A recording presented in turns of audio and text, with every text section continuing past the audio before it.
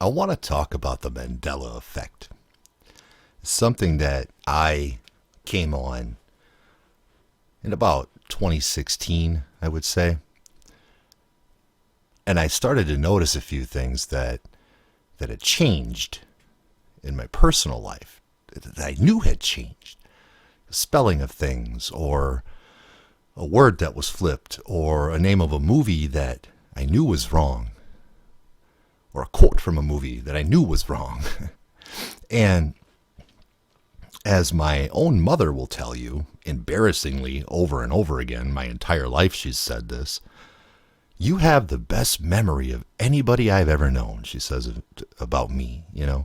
And she always bases it off of this game that when I was a child, we used to play. It was called Memory. And I don't remember exactly how it worked, but I think it was like a row of three and a row of three, and it was different cards, or maybe it was 4 and 4, I don't remember, but it was different cards with different images on them, and you had to remember where each image was, like a fruit or something, like an orange or a cherry or whatever, and then you had to remember, and then as you picked them over, you had to match them up as you remembered where each one was, and so I guess, as she's told me over and over again my entire life, I was really good at that game, and nobody could beat me. And you've just always had such a good memory, and I guess, maybe that's something that God has given me because, like I said in an earlier video a day or two ago, like in school and stuff like that, I never had to work at it at all. Like, I never took a book home with me. I got A's, and I didn't really have to try that hard. It was kind of weird.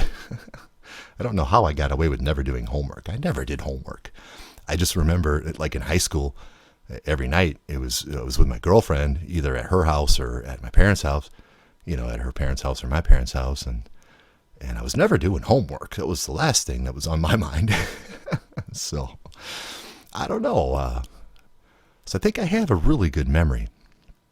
And when I came upon this Mandela effect thing, it wasn't like I saw a YouTube video and then all of a sudden I thought, ooh, I think the Mandela effect might be a thing.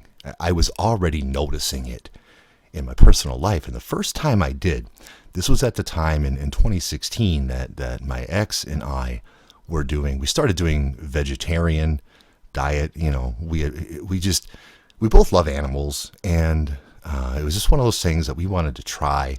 So we went vegetarian, and then we ended up trying like full vegan. We did full vegan. I don't know. I want to say for almost a year, maybe, or close to it. Maybe it wasn't that long, but it seemed like it. Because cooking that way, I was kind of cooking the house, and cooking that way, I like making things that taste good. I like cooking, and it's kind of like art to me. So when we went vegan, I tried to do everything I could do to make it as good as possible, but it just didn't treat my body well at all, and hers either. She was following at the time a YouTuber called High Carb Hannah, and High Carb Hannah, she's got a really big channel, and she's a vegan, and she claims to have lost all this weight by doing this high carb vegan diet. Well, I can tell you a high carb diet for her and I, for my ex and I, that just packed on the pounds. And not only that, but for me, I lost all my vigor. I lost all of it. It just over the course of time. And I was taking supplements. We were following like this guy, Mark Hyman, and like on Instagram and stuff. He's a pretty well-known influencer in the vegan world. And so we were doing the things he was saying to do, and we were really doing it the right way. But it just, for me, oh my God, it did not treat my body right at all. And I was losing energy. I was tired all the time. I was just getting, packing on the pounds, and like no sexual energy at all. And it was horrible. And finally, I remember back in 2016, I used to watch Joe Rogan a lot. And, as I was working, because I worked from home, and so I would just kind of have it on the background. It was 3.5 hour podcast. I really did. I enjoyed them. I learned a lot of things. from a lot of his podcasts. Not that by any means I agree with his stance on a lot of things, but he, you know, it was a reason he was popular, and I used to enjoy him years ago. And that's really when I started to learn about, you know, keto and meat, you know, meat and vegetables. And so I was like, I'm done with this. I told her, I'm like, I'll keep doing the vegan thing, and we can do that for you. I'm just going to have like meat and vegetables, meat and greens. That's it. And I started doing that. And the first day or two, I was like, oh, I'm back, you know. So that's just me. I don't know. It works for a lot of people. I think it works more for women. I think vegan works more for women than it does for men. I don't know why that is, but it sure seems that way. For men, it kind of seems to wussify us. I don't know. But, so anyway, so we were doing that. And so every time I'd go to the grocery store, we were also doing organic. And I would always buy this brand every area I was looking. This was my first kind of experience with the Mandela effect, personally, when I didn't even know what the Mandela effect was. And so we had been doing this for a year, you know, and I always looked for the brand, and it was Simply Truth Organic. Simply Truth Organic. And I knew the brand. I bought it all the time, constantly, for, you know, at least 6 months, probably a year. And on one random day, I went into the grocery store, and every label that used to be Simply Truth Organic was now Simple Truth Organic. A Y to an E. And I was like, whoa, like, I remember standing in the aisle, I was looking at, I don't know, like a can of corn or something. And it said Simple Truth Organic. And I was like, oh, they just changed it. That's weird. And so, but you know, that brand is attached to a bunch of different product types. And so I went to other product types, and they were all Simple Truth Organic. I'm like, man, something weird. Like, this is weird. I was just here a day ago, because I used to go to the grocery store almost every day. We would just kind of get what we needed for the day. You know, I don't know why we did that. We just did. And so I was like, I was just here yesterday, the day before, and I know, like, they changed it that quick. So I'm like, well, I'll know for sure when I go home, because we have that brand in the house that I've already bought, Simply Truth Organic. So I know those labels are going to say Simply Truth Organic. And so I got home, and they said Simple Truth Organic. Instead of Simply Truth Organic, it was Simple Truth Organic. And I remember she was working in her office, and I freaked out. I'm like, wow, all these labels changed themselves. And so I like ran upstairs like I do, the big old, you know, conspiracy guy. And I'm like, you got to see this. You got to see this. And I come down, you know, and I show her. I'm like, Becky, no, seriously, it was Simply Truth Organic. She's like, yeah. Before I showed her the label. I'm like, Simply Truth Organic, right? She's like, yeah. I'm like, come here, I gotta show you something. And she looks at Simple Truth Organic, and at first she's like, whoa, you know. And then, like everybody kind of does in that situation, when they try to explain it away. But there was no doubt that it had changed. And it wasn't long after that, not long at all actually, that I discovered a channel on YouTube totally by accident, back in the days when they used to autoplay you into things that you were actually potentially interested in, to show you new content and new creators and that.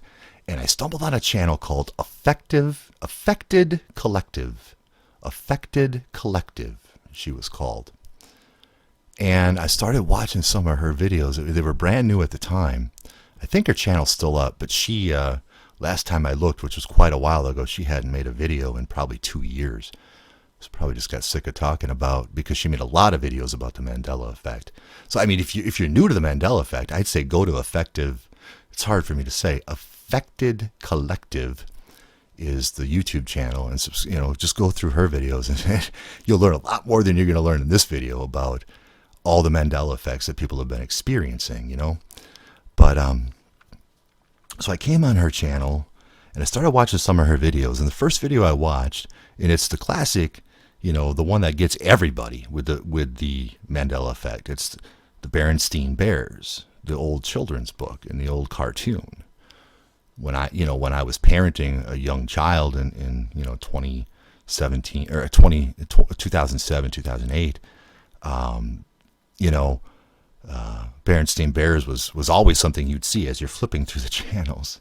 And I knew how it was spelled. It was Berenstein, you know, like the Jewish name, Steen or Stein, S-T-I-E-I-N. And it's not that anymore. It's Berenstain.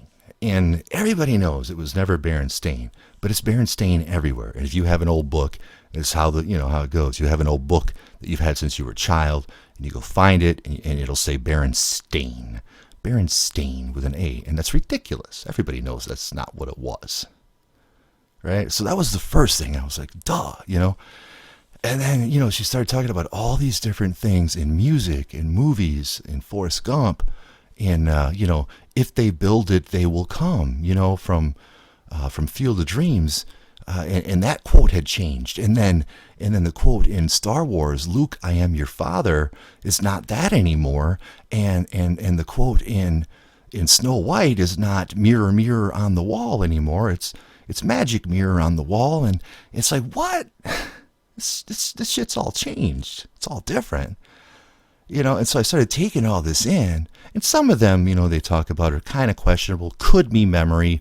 Could be faulty memory. Could be attaching something else. Like there was one with peanut butter, a Jif. The Jif peanut butter, J-I-F.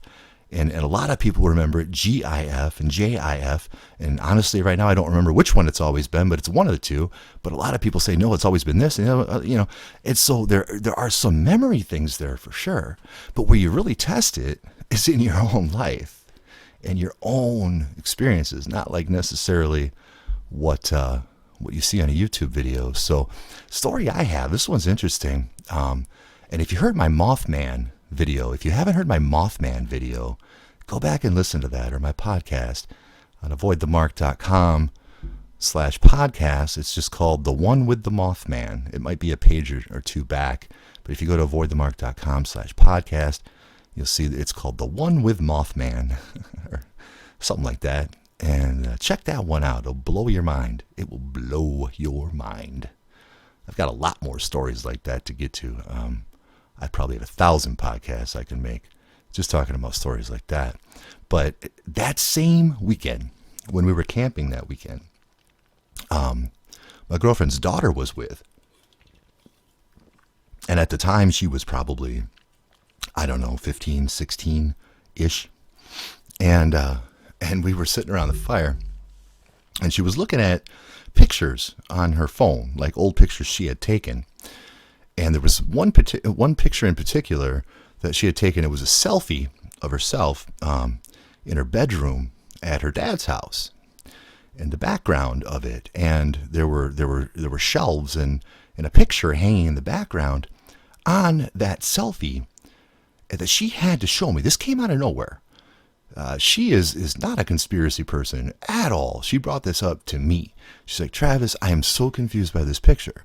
And she's looking at it. She's like, I know exactly when I took this picture and of myself, and this hanging in the background and that shelf there, I didn't even get until a year after this picture was taken. But there they are on the picture, and it doesn't make any sense.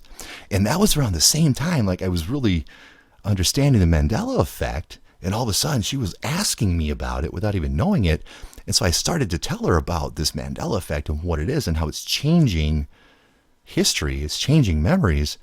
And of course, immediately, you know, she freaked out. The cognitive dissonance thing, where you can't absorb that type of information because it flies in the face of what you already believe. And then she got angry with me for trying to tell her what was going on with this picture that she couldn't explain. And that was the end of the conversation. But that's just one example. Like, she experienced it. Somebody who didn't even know the term Mandela effect, like me with Simple Truth or Simply Truth Organic. So people are experiencing this. It's not a conspiracy theory. I mean, it is a conspiracy theory, but I think it's a conspiracy fact. Another one I have is from the song Queen. It's crazy because at the end of, which one is it? It's not We Will Rock You. It is, crap, I can't remember. Well, we'll have to skip over that one for now. But at the end of the song, of the world. We are the champions. It's we are the champions. The song "We Are the Champions" from Queen, and I grew up in that era. I knew that music. As a matter of fact, my girlfriend in high school had that record on vinyl, or her dad did, and we used to listen to it on vinyl in 93, 92, just chilling out for the night or whatever. And I always knew that song ended with, of the world, we are the champions of the world. It doesn't anymore. And you can't find one single copy of it that does, even a physical, tangible media copy. They cut off "of the world" at the end. It's all gone. It just ends with, we are the champions. That's it. Dead air. Oh, the first time I heard that way, I was like, whoa, like it broke my brain. That's not the song. That's not how it ends. It doesn't even make sense, So I just, you just write it off and move on. And this one is crazy. And this one I used to always have, and it started out as, hold on a second. It started out as we used to kind of disagree about it, and then it just turned into kind of a goofy thing I would say every time we'd walk by. But in the town we lived in, downtown, there's a restaurant right on the corner of a block, right? It's a pretty popular restaurant / bar. And I used to go there all the time. Even before I was with her, I worked in that town, and I used to go there for lunch with coworkers all the time and whatever. So I knew the building. I knew it, And it was that bar / grill was the end of that block. That was it. All of a sudden, one day, I'm walking downtown, I'm walking the dog, and I was by myself, walking the dog, and all of a sudden, there was like an extra business. Beyond that, like a massage spa kind of place. And I was like, that was never there. It was never there. How did they build that in the night? Like, that's insane. And so it was like, whoa. And this was right around the time I was discovering all these Mandela effect things. Like, I think it was really strong at that time. I think a lot of them were breaking through in like 2016, early 2017. And so there's this new business there, a new building. And so I got back from walking the dog, and I talked to my ex, my girlfriend at the time, and I was like, what is it? She's like, what are you talking about? That's always been there. I was like, no, it's not. Like, there's no way.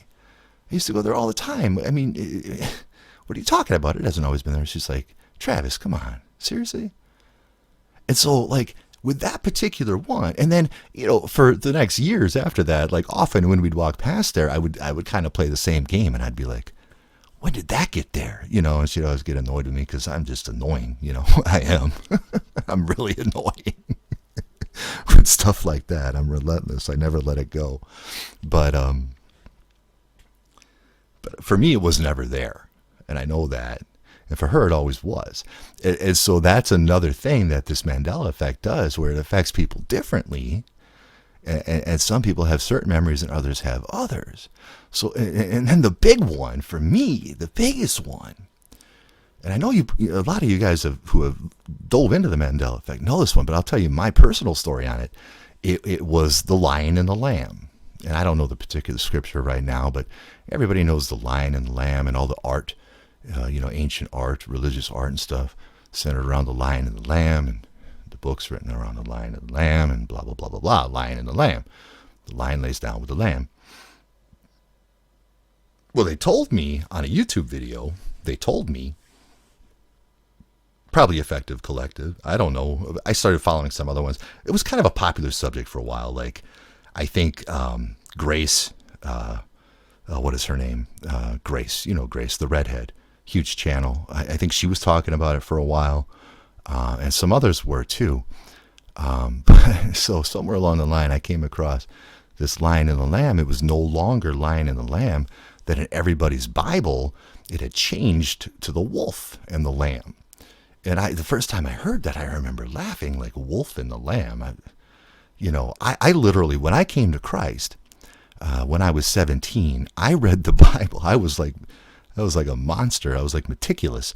And I read the Bible cover to cover in the course of, I don't know, 3 or 4 months, 3 times. Like I was trying to memorize it. I literally was trying to memorize it. Like I wanted to absorb it so bad that I just kept reading and reading and reading and reading. And so when I heard Wolf and the Lamb, I'm like, well, that doesn't exist. That's insane. And so my dad had a Bible from his dad. His dad was a 33-degree Freemason, a very, very high-level one. In fact, he was over all of the lodges in Milwaukee, Wisconsin for many years. And it's an interesting story with my grandfather. I don't know what happened there, but he ended up, I think something bad happened, and he ended up having to leave that, but he moved to a smaller town and continued that in a smaller town. But he was a 33-degree Freemason. And when he died, I did some research on my family history, and I found some really interesting things that none of us knew. So that was cool. But at the same time, I wish I would have known more about him. This is totally off subject, and I'm probably going to lose my train of thought, but he's a very interesting man. So he when they had my dad, I believe he was 44. I believe. Close to that. I think he was 44, which is my age right now.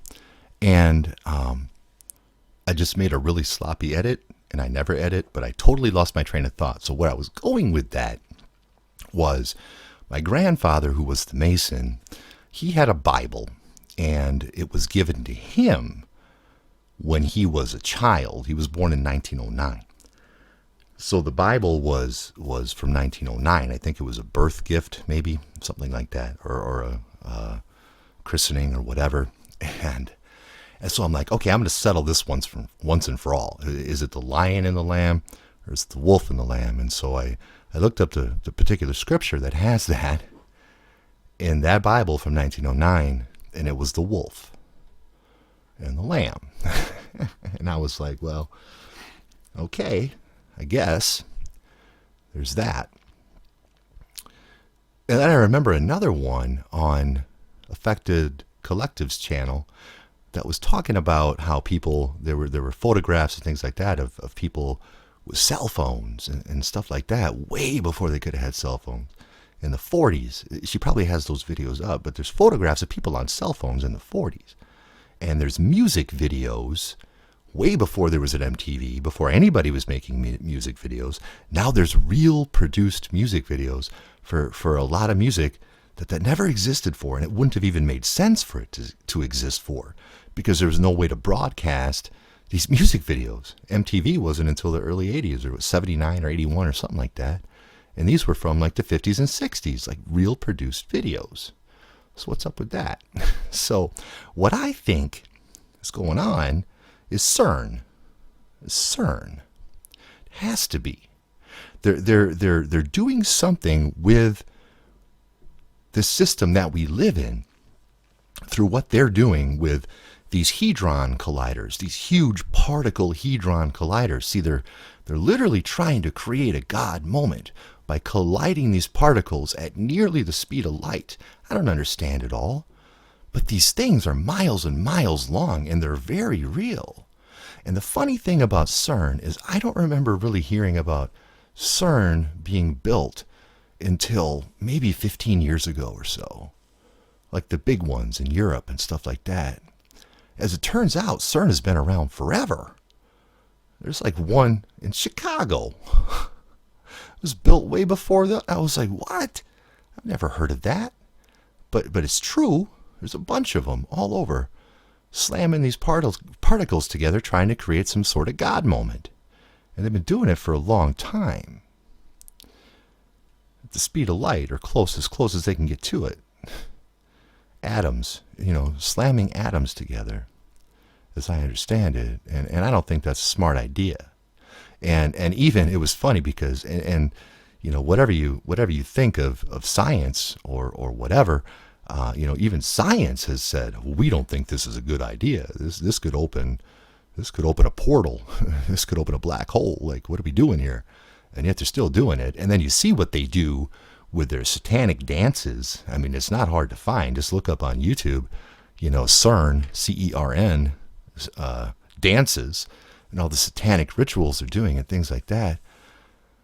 At these places, like, it's all a part of the agenda. It's all a part of this God moment that Lucifer is trying to create to escape damnation from Yahweh. And so I think that's what the Mandela effect is. I think it's a residual effect somehow that does change tangible physical history. It changes memories. Some people think you're like moving into different dimensions and stuff like that. It could be. I tell you, sometimes I wake up in the morning, especially in the last 4 or 5 years, sometimes I wake up in the morning, I'm just not right, and I can't explain it. It's like I made some strange transition. I don't know. I can't explain it, but it's real. It affects me. And then I kind of got to transition to that new world. I mean, I could talk about these Mandela effects. There's some I could talk about that are too embarrassing to talk about, but they're real. I wouldn't want to embarrass anybody with my stories, but, things changed for me. Things changed a lot in the last, I guess, 9 years. I was talking on Twitter the other day with the sun, talking about the sun, and I remember December 21st, 2012. December 21st, 2012. I know what the sun always looked like. I know what the sun was. I've always been a sky watcher. Always. Every time I go outside, I always look at the sky. That's why I could never understand why people don't recognize and see chemtrails and things like that. Because I'm always looking. And so I knew the sun. And I remember as a kid, I could always look at the sun. I could always see it. It was orange, high in the sky, and it was orange, and it was a little bit too bright, but it was, you could look at it. If you squinted a little bit, you could look at it. You could see it. It was always orange. And on December 21st, 2012, I got up that day, and the sun wasn't orange anymore. It was this big blasting white halogen light. And I was like, what the hell is going on? Like, I wasn't a conspiracy theorist or anything. I mean, I noticed things. I noticed chemtrails and stuff like that. I didn't know what it was about. I thought 9/11 was kind of weird. And I thought things like Sandy Hook were kind of weird. But I shouldn't have said that. I thought Sandy Hook was very legit. But I looked at the sun that day. I'm like, that's not the sun. Something's goofy. And I was so animate about it. I was walking around pointing it out to people. I'm like, what? And everybody looked at me like I was crazy. Like, what are you talking about? But that's not the same sun. It changed. And it blasts you now. And it's so hot. I remember one time we were out camping and the thermometer said 60 degrees. It was early in the morning. It said 60 degrees. It should be nice and cool and crisp, perfect camping weather. And the sun was out. No clouds. And I'm just sweating. It's just blasting me. I'm like, what's the temperature? And she's like, 60, 62. I'm like, geez, it feels like it's 85 out here. And she's like, I know, it's brutal. It's not the same sun we used to have. So is that a Mandela effect? Did something change? Why did nobody else notice it that day and just me on December 21st of 2012? I don't know. But it happened, and I lived it. And like I've said repeatedly, the one thing I always trust is my own senses, my own memory. And so that's why I don't think the Mandela effect is a bunch of crap. I think it's very legit. And I think a lot of people experience it in different ways and maybe deny it and don't want to talk about it, or as my girlfriend's daughter, just freaked out, even though she's the one that brought it up, because it's scary stuff. People don't like talking about it. So I'd like to hear your thoughts on the Mandela effect and things you've experienced. Not the old stuff that we all know about, that the YouTube videos have talked about, but personal things that you've experienced, like me with the Simple Truth Organic stuff. Share some stories. I'd love to hear them. And it seems to me, it seems to have slowed down, though. So are you experiencing it now? Are you experiencing more of them now? Or is it just kind of those old ones that happened around 2016, 2017? Because I haven't noticed a lot of them lately. So I'm thinking like maybe something major was happening at that time, or maybe we've just become accustomed to accepting these Mandela effects and just not even letting them absorb in our heads. Anyway, head over to avoidthemark.com/podcast, avoidthemark.com/podcast to hear all of my podcasts. As soon as YouTube is gone, I'll keep making them on there. Bookmark it, put it on your home screen, on your phone. Check back every day because I'm making a lot of them lately. So it's a lot of new good stuff. I hope you guys enjoyed this. Hope you got something out of it. Share your ideas, share your thoughts, share your experiences. I really want to hear with the Mandela effect, how it's affected you. So anyway, have a good night, and we'll talk tomorrow. Peace.